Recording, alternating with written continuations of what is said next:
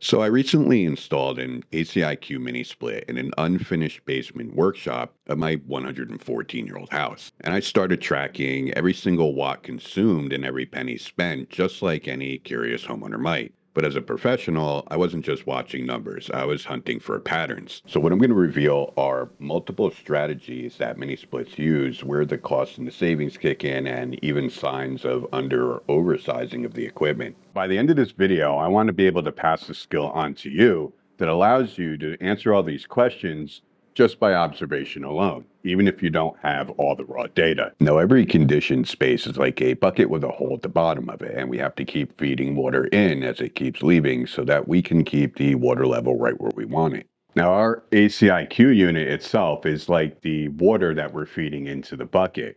And the insulation value of the space that we're trying to retain our heat in, which for me is absolutely zero down here because there isn't a lick of insulation, is like the hole in the bottom of our bucket. Now, because this is just a basement workshop, I'm only down here on the weekends. I'm not heating this space 24/7. So let's take a look at the final numbers. Let's see what it's costing. Let's see what the COP is. We'll get into what that is. And we'll see how this unit's really performing and what kind of strategies it's using to take care of this space. So here's what we're working with. Our outdoor temps during this 2-day run ranged anywhere from a high of maybe 40 degrees during the day to a low of about 22 degrees overnight. So pretty typical winter weather in my area. Now, the unit used 38.75 kilowatt hours over that 2-day period, which for my local rates cost me about $6.58. Now, I have to try to be fair here because we are talking about a completely uninsulated basement in a house that's over 100 years old. So it's a tough situation for a unit to maintain heat, especially when you keep the set point at 70 degrees. Now, if I were to put this in an upstairs bedroom where it's well insulated, it would be nowhere near these kinds of numbers. But I wanted to kind of test this thing out and really push it to see what it can do. Now, considering all that, it cost me about $26 and change to heat this basement workshop all weekend long over the course of a month, every weekend. I mean, at today's prices, I can't even order out food for that much. Maybe a pizza and a 2-liter bottle of soda after tip and delivery charge and all that stuff. So I'm happy with that. That's pretty good for me. Now, let's take a look at COP. So COP stands for coefficient of performance, and it's a comparison to how much it costs you to heat with electric resistance heat. So a COP of 1, for example, for every $1 I spend on electricity, I'm getting $1 worth of heat. If the COP is 2, I'm getting twice as much heat for that same dollar. Now, getting COP off of a mini split is extremely difficult to do because it always modulates and moves around. So I set the fan speed at a determined speed that the manufacturer publishes their CFM value at that speed.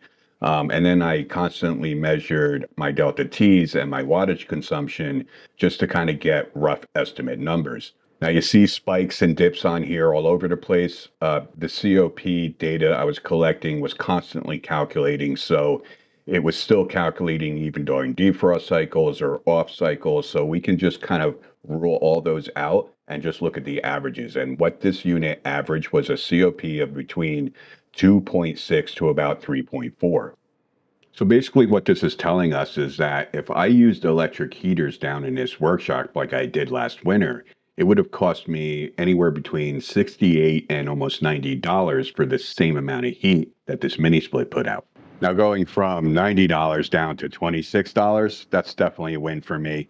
When I was using electric heaters down here last winter, I couldn't even get it up to 70 degrees. So I was spending probably close to $90 and not even getting the temperature I wanted. And the great thing about this unit, this is an 18,000 BTU unit for about 500 square feet here. And we only averaged about 8,000 BTUs per hour over the course of this run. So we didn't even hit half of the capacity of the heat that this unit can put out.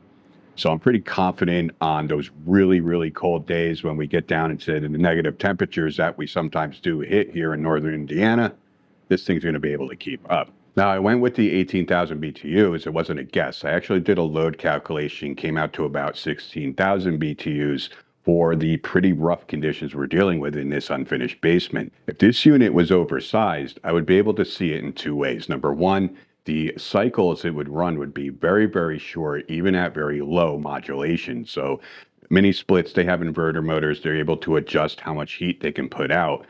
So on an oversized unit, on more mild days, the load would come all the way down and still be pumping too much heat into the room than the room is actually losing. And that's what would cause the room temperature to actually start drifting up over its set point. So if this unit was oversized on a day when we hit closer to like 40 degrees, more mild, this unit would have put out so much heat at its low end that my room temperature probably would have rid up to like 73, 74, even 75 or higher, which I have seen in some customers' houses when they have an oversized unit in a room. That's usually what ends up happening. Now, here's a pretty typical wattage draw of any kind of inverter system. They're kind of all over the place. That black line there, that is the actual room temperature over the course of the run as the unit was working.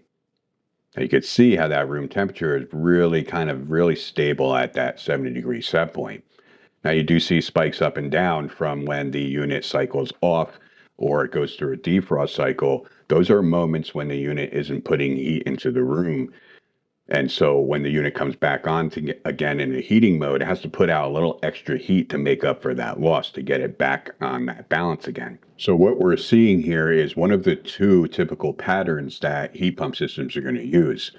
So what we're seeing here is the typical on-off pattern of cycles, just like any conventional heating system, like a furnace or an air conditioning system that cycles on and off. Now, defrost cycles is where the hidden cost is for heat pump systems, because you're still running a compressor, you're still running a fan during a defrost cycle when you're not actually adding heat into the room. So out of the $6.28 I spent over the 48-hour period of the weekend, I think I went into probably more than a couple of dozen defrost cycles, and at 4 cents per cycle, which I calculated, we're talking about $1.20 or so for running the system over the weekend where it didn't actually produce any heat.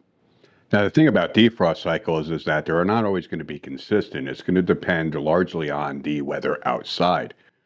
So during this particular run, we had some temperatures that were above freezing, and so we had a lot of snow outside. It was melting. There was a lot of more moisture in the air. So you're going to see more frequent defrost cycles. But I did happen to get a separate run when temperatures were much lower. And that's when we can see the second strategy that heat pumps use. Now, what you're seeing here is a data log that I took from a separate day where temperatures were much lower. We hit down as low as single digits, and we never really went above freezing for most of this run. I want you to take a look at the center there. Now, sometimes people ask why their unit is running nonstop and it never seems to cycle off. And that's the second strategy.